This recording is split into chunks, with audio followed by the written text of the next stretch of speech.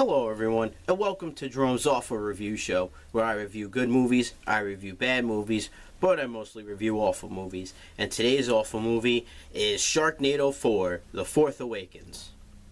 Sharknado 4, The Fourth Awakens is the fourth movie in the Sharknado franchise, and it stars the same people as the last movie, and that's basically it. The movie starts out with a Star Wars crawl. Fuck me. The crawl basically states that the last 5 years have been Sharknado free due to a tech company known as Astro X, who has stopped basically all weather abnormalities from happening. Not just Sharknadoes. But this wouldn't be a Sharknado movie without something going wrong.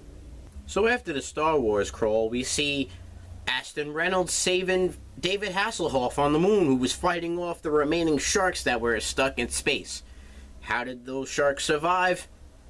These are the sharks from the Sharknadoes. They aren't sharks anymore. They're monsters. They're creatures of the night. So after saving David Hasselhoff from the moon, he opens up a casino/hotel known as Shark World. That's actually a pretty cool idea. So since this movie takes place 5 years later, we see Gil at 5 years old. And we see our main star in Finn chopping wood, just like an old good American. So Gil tells his dad that Matt is coming home, so he wants to meet up in Las Vegas and go to Shark World with him.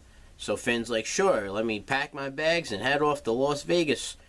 So he hops in a car that's driven by Carrot Top, and a random girl who in the beginning I thought was Finn's daughter from the last movie and the first movie, but then, you know, that whole thing kind of went ass backwards, and I thought maybe this was the same person, but it's not. Who is this lady? I don't know. They don't really give a good clarification on this. I actually don't know who this lady is, so she's just going to be known as that girl, or that person, I don't know. So Finn and the random girl end up in Shark World, and then we jump over to Matt, who's about to jump out of an airplane with a parachute and a tuxedo. I guess you like to jump out of things in a fancy way. But hey, this can't be a Sharknado movie without introducing the sandstorm. Oh, wait, it's not a Sharknado. A sandstorm appears in Las Vegas, and Aston is kind of losing his mind because these generators that he has to stop all of this weather or abnormalities isn't working on the sandstorm for some weird reason. So Finn is like, holy crap, what the hell are we gonna do? So we see why Matt is in a tuxedo, and he's getting married. He's about to jump out of the plane with his wife, and he gets stuck in the sandstorm. So Finn's like, holy crap, what are we going to do? I need to save my son. And I guess his wife that he's with now. So as they're going around in circles, Matt's wife somehow gets like caught on the building. So Finn's like, holy crap, I'm going to go save her. So he saves her, and then they start wondering how the hell they're going to get Matt. So Matt is still flying around in the sandstorm and not dying, I guess. And I don't know how, but a car is on the ledge of the building. So Finn and Matt's newlywed wife go inside the car for safety. What is so safe about there's a sandstorm and you're here in a car that's not on the road? There's nothing safe about that. Just like I frickin' said, the car whoa, falls right down and they're plummeting into the frickin' ground. Then a by God miracle happens. Part of the Shark World sign falls off, and it's like a swirl. So what do? They drive on the swirl And they start going around and around and around, and then they land on the freaking road, and then they drive off, and it's like, what? So now they're trying to find Matt because Gabby put a GPS in his phone, so they're trying to go after him, and the flood is in the streets, so they're like, holy shit, what do we do? They freaking steal a ship, like a pirate ship. So they save Matt by shooting a cannon filled with fireworks at these sharks that are now, I guess it's a Sharknado now. Yeah, I forgot to mention, when the sandstorm was going around, it hit into a glass full of sharks. And yeah, it's a sand Sharknado. I guess that's what I'm dubbing it. So anyway, they save Matt in the opening credits roll. And then we jump right to David Hasselhoff, who is now back in Earth, testing out this new jetpack gear with Finn's actual daughter in this movie, who was actually the same actress in the last movie, so I am not freaking clueless anymore. So now we jump to a lady who's just running on the San Francisco Bay Bridge. It's Tara Reid. She survived after being in a coma for 4 years, and her dad, who's played by Gary Busey, was like, hey, I gotta keep her alive. So he takes her out of the hospital and makes her into the Iron Woman. Not like Bionic Woman, because I guess that's trademarked. So they went with Iron Woman. So now Tara Reid can do a whole bunch of shit. She could change her hand into a chainsaw. She could change her hand into a hatchet. She could change her hand into a goddamn lightsaber.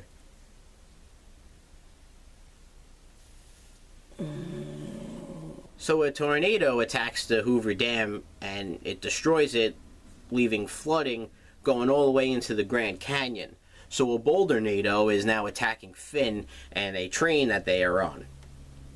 So since Aston's new technology isn't working against the Sharknados, well, Bouldernados, one of the NATOs, or all the NATOs that are happening, so he decides to blow up the Grand Canyon so he could stop the flooding from happening. So Finn and the gang escape the Bouldernado. So just as sloppy as this review is, the Bouldernado returns and starts going after Finn and the gang. So as they're driving around, they find a freaking chainsaw shop. Of course, there's a chainsaw shop. And it's ran by Dog the Bounty Hunter. That's cool. And they all get these chainsaws and they're like, alright, we're going to have to stop this Bouldernado and defeat it at all costs.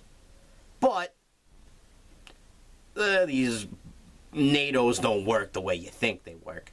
Because the Bouldernado is spinning around, and sucks up some oil from an oil drill. And now it's an oil NATO. Oh boy, it's an oil NATO. That lasts 2 seconds before it catches on fire and becomes a fire NATO. Oh, jeez Louise. Oh, jeez. Oh, jeez.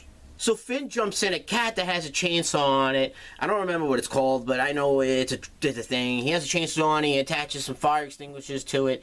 And he tries to get close enough so the wind can pick it up from the fire NATO and extinguish the fire. So it fucking works, of course, and it becomes an oil NATO again.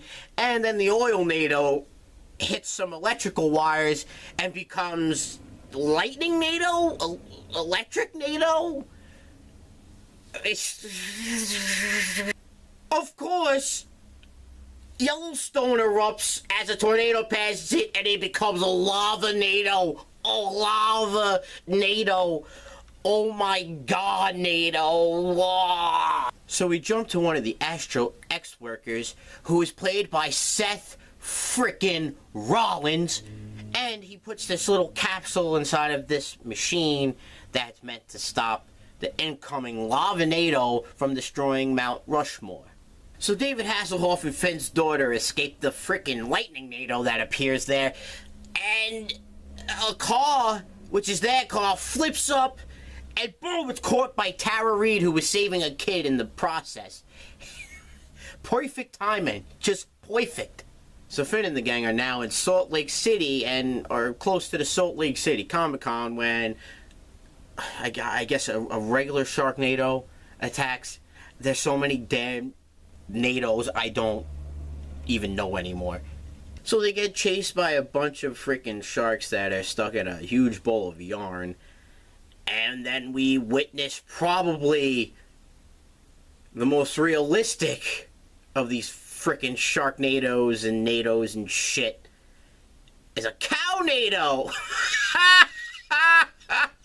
A fucking cow-NATO! A fucking cow-NATO! And better yet, it forms with the lightning NATO, causing a lightning cow Sharknado. So we see a Sharknado finally enter Illinois, and then we jump over to Seth Rollins activating one of the isotopes that he put in before that destroys the Lavanado before it could destroy Mount Rushmore. And then we jump over to Seattle, where there's the Hail NATO, and then, yeah, the Hail NATO is stopped. So Tara Reid, David Hasselhoff, and Finn's daughter all go to save Finn after being stuck by the winds of the lightning NATO, I guess. So he saves them, and then they hop on a plane where Finn goes to introduce Gil to his mom that he hasn't seen, and Gil goes, "My mommy is a shark. You are not my mommy." So then we jump to the frickin' lightning NATO that is now heading into a nuclear plant. And yeah, it becomes the nuke NATO. Oh, fuck. So Aston boards the plane to tell them about the nuke NATO that's happening, and he's like, "Hey, I have a quantum box that we can use, but we need some water." So Finn's like, "Hey, you know where there's a lot of water? Niagara Falls." So they go all the way to Niagara Falls to drop the quantum box in there, and Aston's like, "Hey, I'll just take a squirrel suit down there and activate it." So he goes down there, and he tries to activate the quantum box, and he falls off the cliff. Well, the cliff breaks off, but it doesn't matter. So they land the plane to go use the machine that David Hasselhoff was using in the beginning, and freaking David Hasselhoff gets murdered by a shark. So after David Hasselhoff gets eaten, the freaking machine that he was in the beginning of the movie jets off, and Finn goes chasing after it while everyone else but Tara Reid runs off. And Finn's daughter gets eaten now. So Finn receives the mech suit, and him and Tara Reid jet off. So she goes up, and then she freaking Iron Man's the shit out of the Sharknado wall, and opens up a wall just big enough that Finn can get through to get to that quantum box and destroy the nuke NATO once and for all. And then we jump back to Matt, who gets eaten. Yeah! Yeah! So Finn activates the quantum box, and it turns the nuke NATO right back into the Sharknado we all freaking hate. And he calls HQ and tells them to release the astropods, and they do, and boom! The Sharknado is defeated. So now the sharks are falling from the sky, and Finn is fighting off the sharks in the mech suit, and then he gets eaten! For the fourth freaking time, Finn is inside of a damn shark. Can he please figure out a way to kill these sharks without having to get eaten? And then the shark that ate Finn gets eaten by another shark, which gets eaten by another shark, which then gets eaten by a whale shark. I'm sorry, not even a whale shark, just a fucking whale! So after the whale hits the ground, Gil runs up with his little damn chainsaw, chops the whale, just big enough that he can get through, and he chops open the shark inside of it, and his sister's alive! His sister's alive! What? What? What? And then it gets better! He chops the shark that was inside that shark, and his brother's alive! What? What? And then he chopped the other shark, and then David Hasselhoff! What? They're all alive! They're all alive! What? So Finn is one of the last guys to be pulled out of the shark fiasco that just happened. And he's not breathing. He's actually not breathing. Are we going to lose Finn? I don't think so, because Tara Reid takes 2 sharks and then uses them as defibrillators. So, of course, Finn survives. And everyone else survives. And then, out of nowhere, the Eiffel Tower just flies up, boom, lands in Niagara Falls, and everyone's looking at it like, the hell is that doing here? And then Finn notices a person on the Eiffel Tower. And he goes, Nova? And then, the end. Another cliffhanger that doesn't make sense. How did... What the hell? What the How?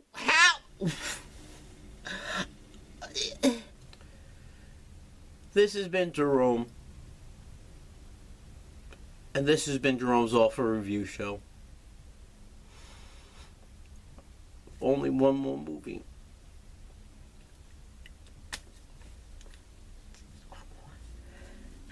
And it comes out August 6th.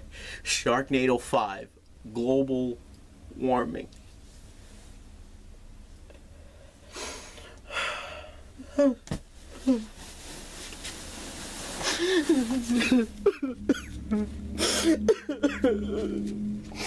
can't take it.